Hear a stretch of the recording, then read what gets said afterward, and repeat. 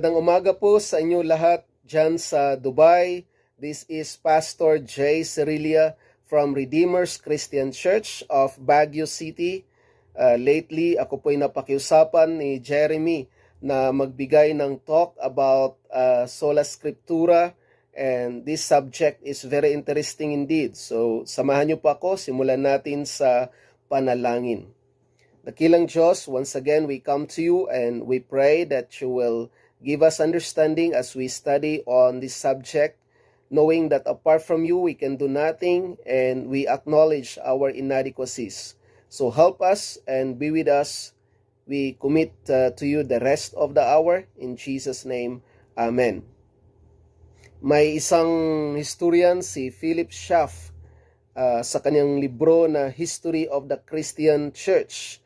And I quote, "The Reformation of the 16th century is next to the introduction of Christianity, the greatest event in history. It marks the end of the Middle Ages and the beginning of modern times. Starting from religion, it gave directly or indirectly a mighty impulse to every forward movement and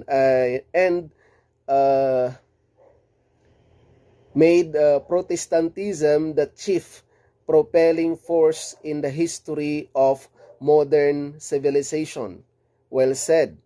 The Reformation was a true recovery of the gospel, which is reason enough to celebrate it and to learn from it.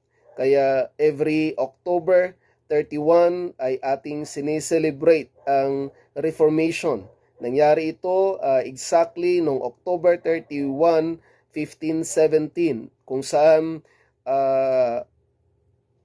pinako ni Martin Luther yung kanyang 95 thesis sa door of Wittenberg.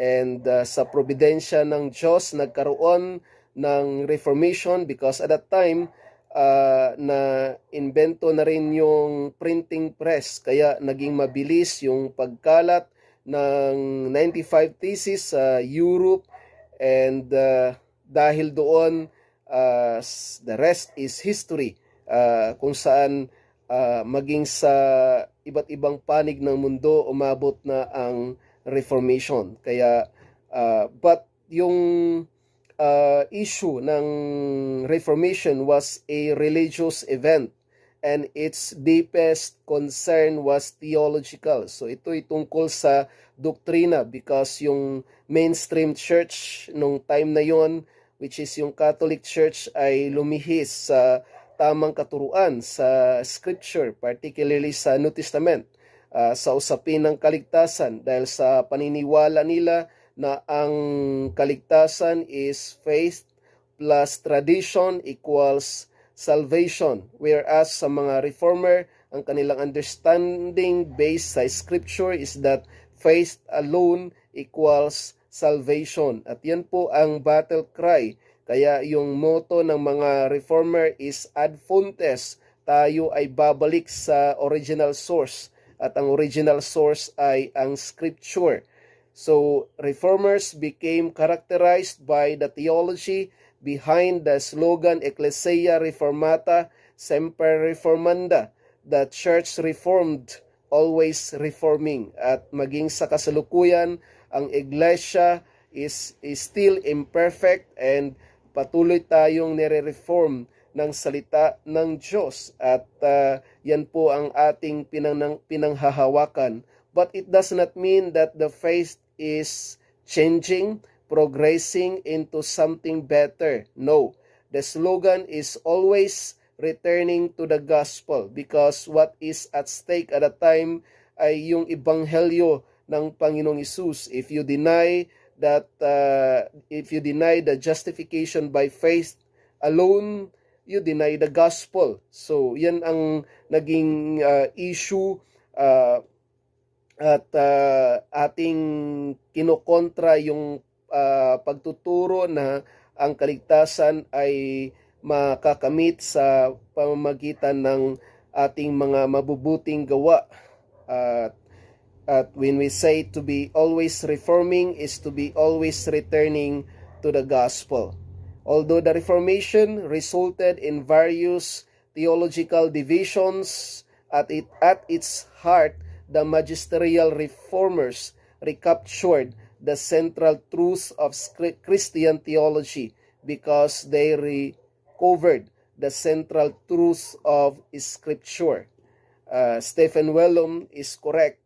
The reformers rightly emphasized the supremacy of the triune God, the authority and sufficiency of Scripture, a proper view of human dignity and depravity, the necessity of God's grace to save, and the glorious, exclusive, and all-sufficient work of our Lord Jesus Christ. In other words, the Reformation solas best illustrate this recovery of the Bible's central truths. Reformed theology is often summarized by the five solas. Scripture alone is the formal principle of the Reformation and the foundation of all theology. So, pagdating sa source ng ating teaching, tayo ay bumabalik sa Scripture. Yun yung formal principle, and the material principle is the justification by faith alone. Yung teaching, yung gospel mismo na ating itinuturo. At ito'y nakabase sa formal principle, which is sola scriptura. So, God's glory alone functions as a capstone for all Reformation theology, connecting its various parts to God's one purpose for creating the world and humanity in it. In between these two solas, the other three emphasize that God has chosen and acted to save us by His grace alone, through faith alone, and grounded in and through Christ alone.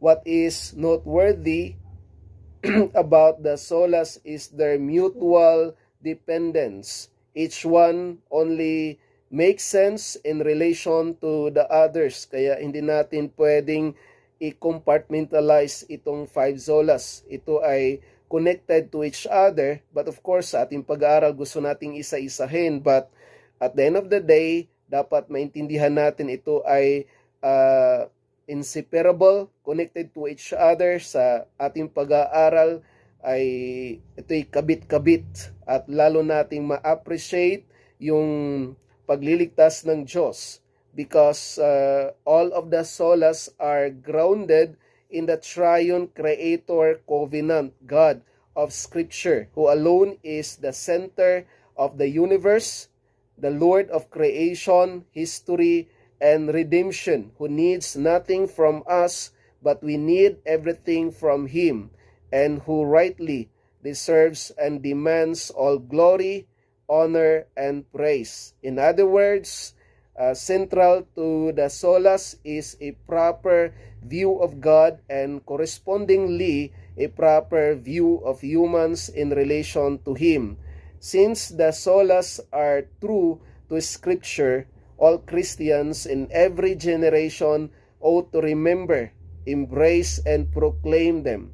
Yet today, the faithful proclamation of the Reformation solas is especially important for the church. So particularly sa iglesia ng Panginoon, dahil dito ipinapangaral ang salita ng Diyos at ito yung foundation ng iglesia. Dapat nauunawaan natin yung mga basic Christianity, yung basic teaching ng church.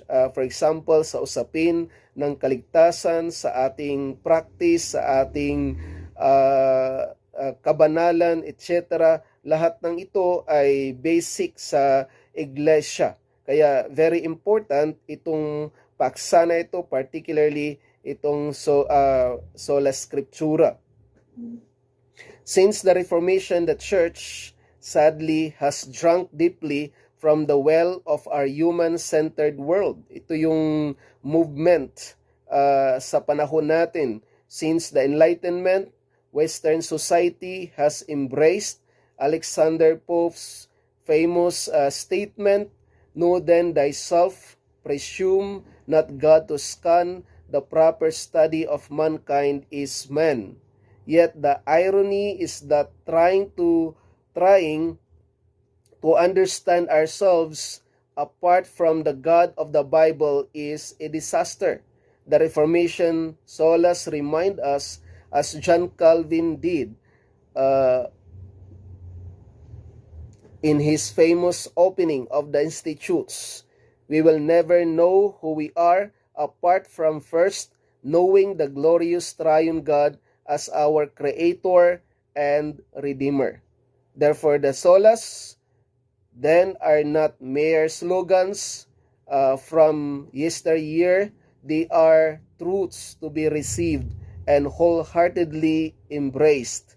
They remind us what is central to Scripture and what is vitally important for the church to teach, preach, and joyously live out before the watching world. So, pupunta na po tayo sa Sola Scriptura, and I'll be reading to you from the book of Joshua chapter 1 verses 7 and 8.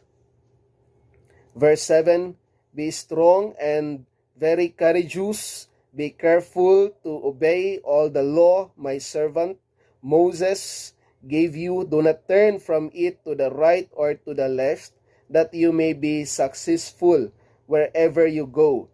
Keep this book of the law always on your lips. Meditate on it day and night, so that you may be careful to do everything written in it. Then you will be prosperous and successful. For Joshua, God's law consisted of the instruction found in Deuteronomy 31:24 to 26 and possibly Genesis to Numbers. So ito yung 5 books of Moses, yung Pentateuch, and ito yung instruction ni Yahweh since ang Panginoon ay nakipagtipanan sa bansang Israel, and they are obliged to obey, to submit to the instruction, to the commands of Yahweh.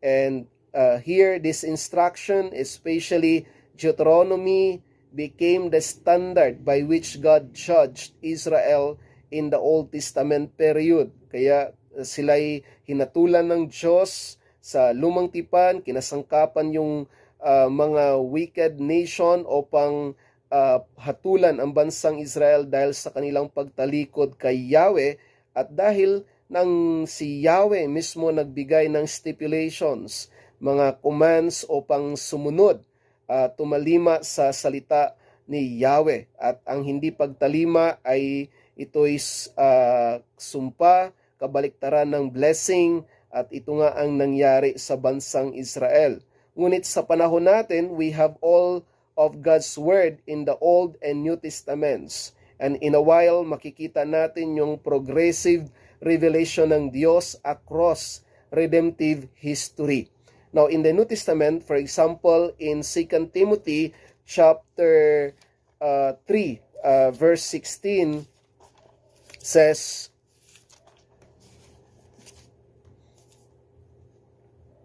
all Scripture is God-breathed and is useful for teaching, rebuking, correcting, and training in righteousness, so that the servant of God may be thoroughly equipped for every good work. So, all Scripture is God-breathed. To say that God breathed out Scripture means that all of it comes from Him. The Bible is God's own speech. God's words are not breathed in, they are breathed out. God's word come out from Him to us, not vice versa. And Matthew Barrett is right on target. Modern usage of the word tends to communicate something being breathed in or inhaled. Yet the context of 2 Timothy 3:16 clearly conveys something being exhaled. So in other words, ito'y hininga ng Diyos, itong salita ng Diyos, itong scripture Ito'y mula sa kanya, sa yung author. Bagamat we acknowledge that there is dual authorship to Scripture, which means that each biblical book has both a divine author and a human author. But at the end of the day, ang Diyos ang siyang nagbigay ng karunungan through His Holy Spirit upang ma-inscripturate yung scripture, yung salita ng Diyos, at ito yung batayan ng ating kaligtasan at ng ating practice ng ating pamumuhay sa kabanalan. So, kompleto ang salita ng Diyos. Ito ay kanyang hiningahan palabas. Hindi ito parang inspired, is a very subjective understanding pagdating ng inspired, but we leave it at that. Yun po yung karaniwang understanding, but as a preacher, kailangan nating ipaliwanag yung original meaning ng scripture, particularly dito sa 2 Timothy 3:16. So as I said, there is dual authorship. There is what we call the divine author, is in full control, guiding, directing, and providentially superintending everything so that his exact words are communicated. In this way, the Bible attests to its own divine authorship. This means that if we are to read scripture on its own terms, we must read it as a divine book, a book authored by the triune God. So that's divine authorship. For example, Jesus quoted from the Old Testament with authority, Matthew 4:4, because what it said, God said. In this way, the Bible attests to its own divine authorship. If there is divine authorship, there is what we call human authorship. So yung kinasangkapan ng Diyos ang mga tao na sumulat ng Biblia, while it is true to say that the Bible is God's speech, it is also God's word written through the agency of human authors. Its authors, namely, name themselves and write about themselves. God did not dictate scripture to these men. So here God is speaking to us in the Bible, but the way God speaks to us is through human authors. They were written, they were not mindless robots writing as God dictated from above.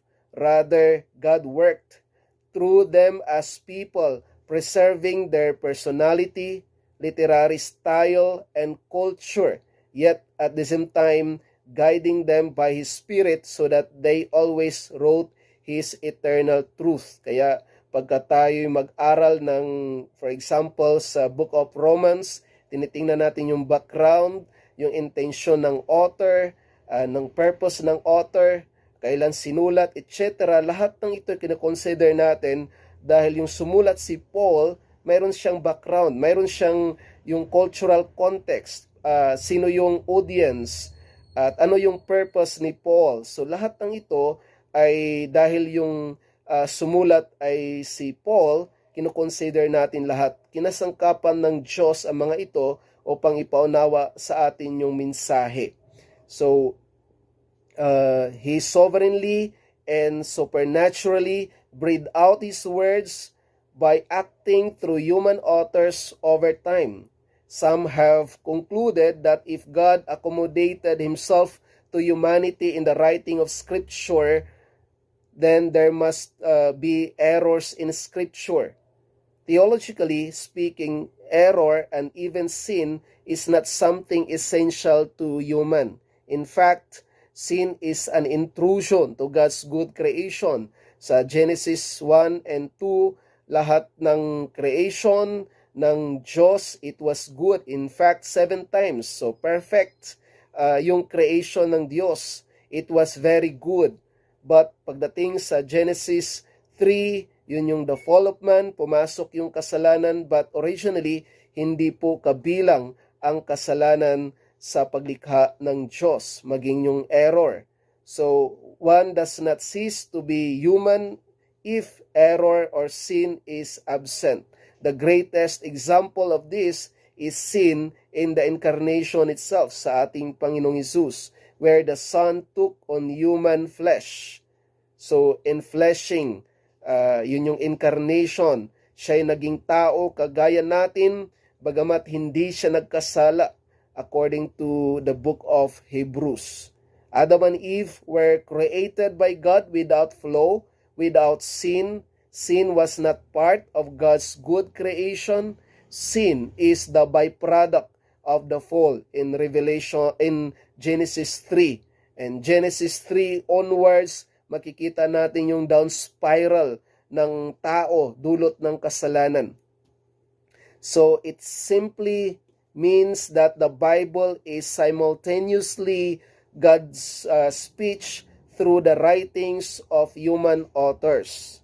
For example, 2 Peter 1:21 says, "For prophecy never had its origin in the human will, but prophets, though human, spoke from God as they were carried along by the Holy Spirit."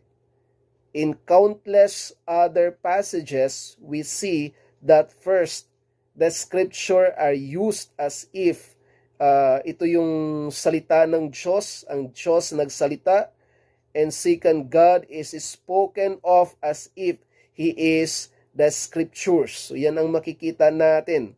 And of course, sa scripture, may iba't ibang genres, and there is danger sa atin, for example, sa mga interpreter, sa mga preacher, kung anong genre yan, kung anong genre ka nagpi-preach. So dapat i-consider mo lahat iyon.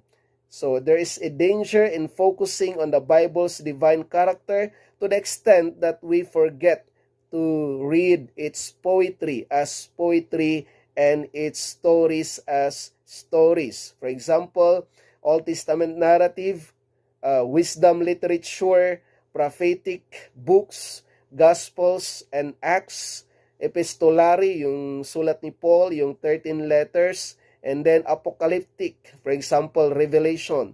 So, yun ay mga genre sa book na pagka tayo nagpi-preach ay dapat i-consider mo anong genre at lalo nating maunawaan ang salita ng Diyos. So, the Bible is a divine and human book.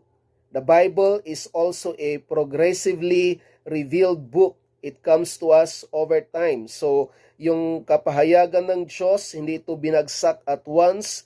Ito ay progressively revealed by epoch sa Old Testament until it culminates in the person of the Lord Jesus in the New Testament. So, ang Diyos, nagpahayag siya, dahan-dahan, at sa kanyang kapahayagan, there is what we call plurality of covenants. The first covenant, yung covenant with creation sa kay Adam and Eve.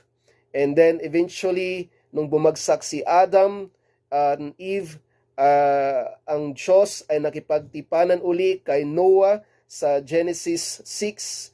And makikita natin yung Noahic covenant. Then eventually, kay Abraham, Abrahamic covenant. Then later on, nakipagtipanan siya sa bansang Israel sa pamamagitan ni Moises, yun yung Mosaic covenant. Then eventually, Davidic covenant, nakipagtipanan siya kay David sa 2 Samuel chapter 7. And eventually, binanggit ni Jeremiah sa Jeremiah 31 to 34. There is what we call the promise, the new covenant. And the fulfillment of the new covenant in the new is Jesus Christ. He is the culmination of God's plan in Revelation. So, yung kapahayagan ng Diyos sa pagliligtas sa mga makasalanan, ang fulfillment, walang iba kundi si Jesus. So, yan yung very quick summary ng scripture para maunawaan natin yung meta-narrative ng scripture, yung kung paano ito nagpahayag ang Diyos sa kanyang sarili dahan-dahan across redemptive history hanggang nag-culminate sa New Testament in the person of the Lord Jesus. So, in other words, God did not drop scripture down from heaven in a moment through the vision of a single person. He gave us the Bible over time, book by book. It comes to us as a compilation of 66 books written during or a nearly 2,000 year period. In other words, scripture is best viewed as a word act revelation. So ito'y gawa ng Diyos, kanyang kapahayagan. Now for Muslims believe that the Quran was transmitted from an eternal tablet in heaven. Yan yung paniniwala ng mga Muslim. Mormons believe that the Book of Mormon was transmitted letter by letter to Joseph Smith. But Christians believe that our triune God acted personally in history and revealed, ito yung self-disclosure ng Diyos across time. Ultimately, the Bible has a single message uniting its diverse parts. So, iba't iba yung panahon ng paghahayag ng Diyos, ngunit mayroon yung single message. And for example, in Hebrews chapter 1, verses 1 and 2 reminds us that all of God's diverse revelation over time has reached its culmination in Christ. In the past, God spoke to our ancestors through the prophets at many times and in various ways, but in these last days, He has spoken to us by His Son, whom He appointed heir of all things, and through whom also He made the universe. So, in the past, ang Diyos nagsalita sa pamagitan ng mga propeta sa iba't ibang panahon. Ngunit in these last days, siya ay nagsalita sa pamagitan ng kanyang anak. So, Jesus Christ is the final revelation of God to humankind. And si Kristo, He is the exact representation of God. He is the culmination of God's revelation. So maunawaan natin yung scripture in the light of the Lord Jesus. So the Bible is centrally about what our triune Creator, covenant God has done to redeem us and to make everything new in Jesus Christ our Lord. Ultimately, we cannot understand what God intends for us in any part of Scripture until we have understood that text in light of the fullness of revelation in Christ. He is the goal of all God's previous revelation. Prior to Christ's coming, God's word was authoritative but incomplete. Now, through Jesus, God's previous revelation has reached its fulfillment. For example, Matthew 5:17 to 20. Do not think that I have come to abolish the law or the prophets. I have not come to abolish them but to fulfill them.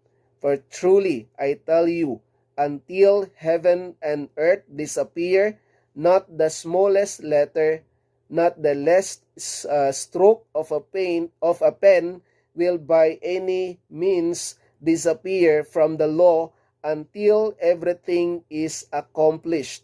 Therefore, anyone who sets aside one of the least of these commands and teaches others accordingly will be called least in the kingdom of heaven.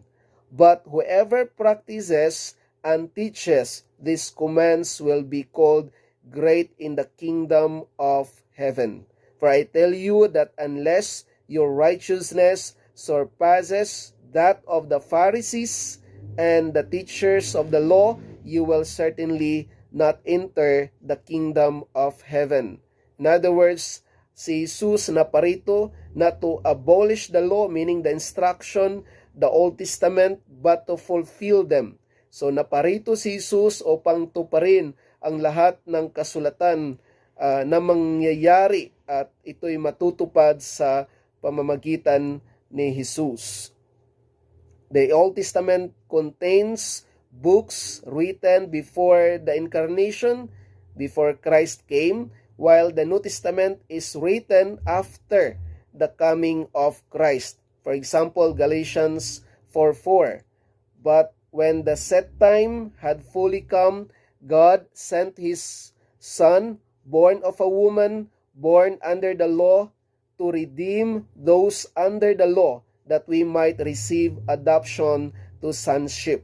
So here, Galatians 4:4, speaking of Christ's coming as the culmination of history. He is the subject and goal. For example, Luke 24:27, and beginning with Moses and all the prophets, he explained to them what was said in all the scriptures concerning himself. So lahat ng sa Old Testament ay natupad sa pamamagitan ng ating Panginoong Hesus, particularly sa kanyang death and resurrection. Siya yung kaparaanan upang tayo ay mapawalang sala at maligtas sa ating mga kasalanan sa pamamagitan ng ginawa ni Jesus sa krus ng Kalbaryo at ng kanyang muling pagkabuhay. But we need to ask, how should we read the Bible?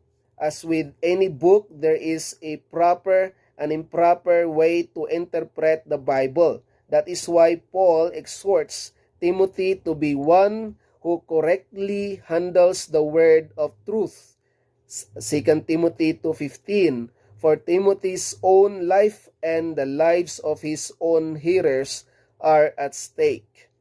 1 Timothy 4:16, watch your life and doctrine closely, persevere in them, because if you do, you will save both yourself and your hearers. Note that we should read with caution, recognizing that we are inclined to misunderstand what God has written, given our finitude and sinfulness. So yan ang tendency natin. Kaya tayo nagpapasalamat sa Diyos na maraming mga tool upang makatulong sa atin, particularly sa mga preacher. Mayroong study Bible, mga commentaries, mga Bible dictionaries. Lahat ng yon ay makakatulong sa atin upang to facilitate understanding sa scripture, so that pag tayo ay nagtuturo at ini-interpret natin yung scripture, ito ay authorial, ito ay based sa author's intended meaning. That means we should read the Bible patiently to accurately discern what God has said. We must read and read the Bible. Dapat i-expose natin yung scripture. We cannot assume that what first comes into our minds matches what is in God's mind. We can trust everything that the Bible says. It will never mislead us so long as we understand it correctly. That is, the Word of God is the surest foundation that you can build your life on. So, ang salita ng Diyos ang siyang batayan ng ating kaligtasan, ng ating pamumuhay. Maunawaan natin sa pamagitan ng salita ng Diyos kung paano nagpahayag ang Diyos at kung sino ang katuparan nito. Walang iba kundi si Jesus. Therefore, what Scripture says, God says from beginning to end. At yan po ang makikita natin sa banal na kasulatan. Sadly, some affirm sola scriptura in a sloganeering way, but rarely read scripture and never meditate on it. Or worse yet, they thoughtlessly defy it. So may mga tao na maring sila'y naniniwala sa banal na kasulatan na salita ng Diyos, ngunit in practice sa kanilang pamumuhay, they defy the teaching of the Scripture. Why is sola scriptura important? Because it reminds us that God is God and alone trustworthy, while humans are completely dependent on Him for knowledge. Contrary to secular thought, humans are thankfully not the final arbiters of truth, only God is. Objective truth is real, and we can know it because God is its source and standard, and He has taken the initiative to speak to us.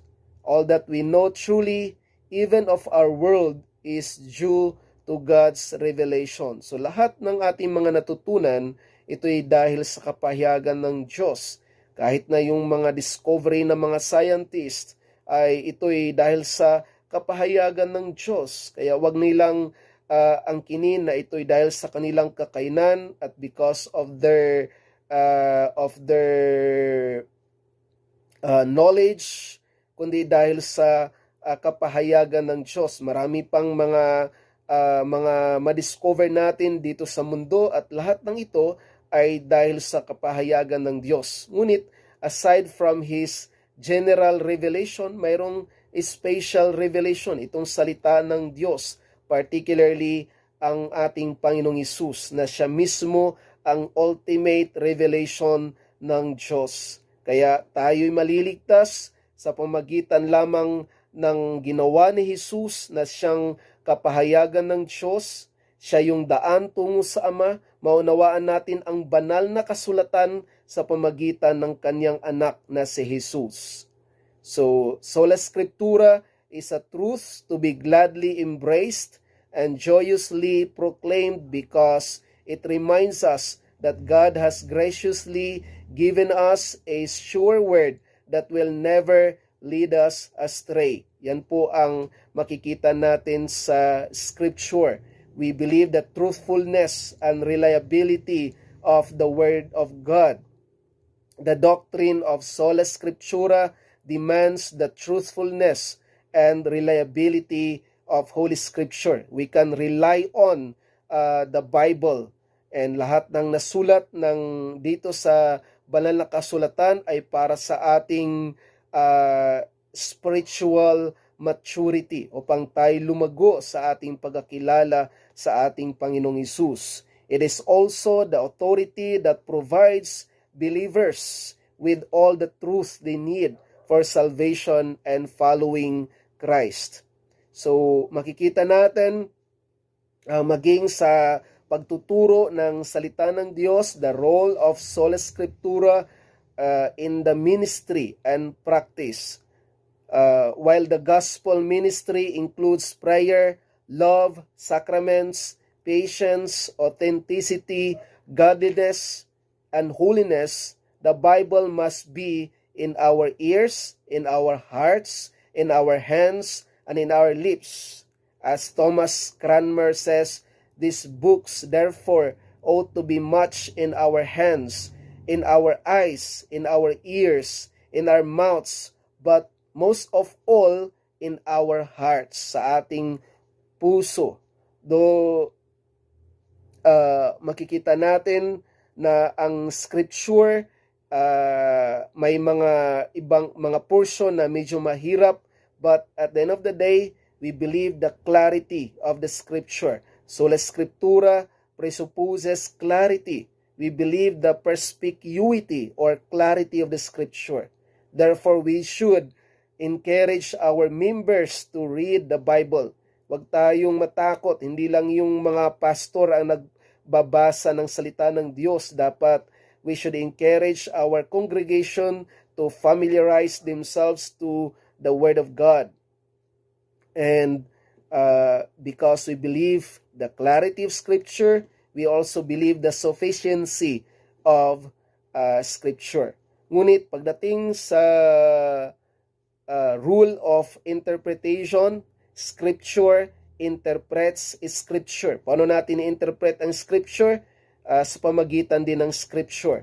To say Scripture interprets Scripture is to say more but not less than the parts interpret the whole, and the Bible and the whole interprets the parts, and the parts that are less clear must be read in light of those that are more clear. So yan ang rule ng interpretation sa Scripture. And also we discourage yung verse by verse exposition ng Scripture. This is a common mistake for many evangelical preachers today. This approach, verse by verse exposition, would lead to word studies often focus on etymology rather than its usage, meaning authorial meaning. And this approach is dangerous because it misses the forest for the trees.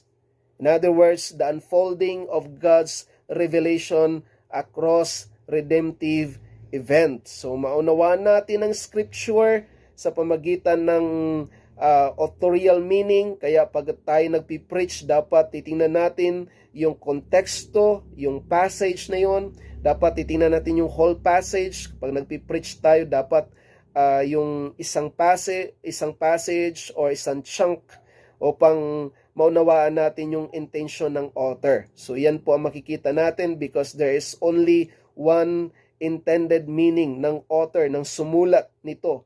At ito'y para sa atin, for our edification, for our maturity. So yan po ang task ng preacher, but sa mga believers, sa mga ordinary folks, ay dapat i-familiarize ninyo ang salita ng Diyos. Lagi niyong basahin ang salita ng Diyos para hindi tayo maligaw.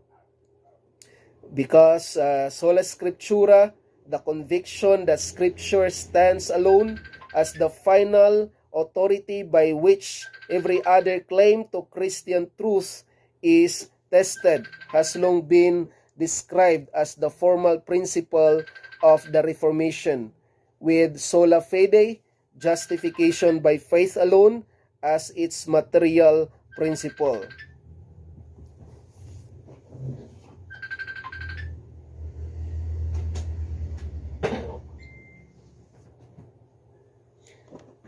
God has declared, "These are the ones I looked on with favor, those who are humble and contrite in spirit, and who tremble at my word." So, purihin ng Diyos. Salamat sa inyong pakikinig sa pamagitan ng recorded message na ito. Tayo po'y manalangin. Panginoon, salamat muli sa aming pag-aaral dito sa iyong salita, particularly sa paksa ng Sola Scriptura. Lalo naming na-appreciate ang salita nyo, and we pray that we would be able to apply this to our personal lives. Ito po aming dalangin sa pangalan ni Jesus. Amen.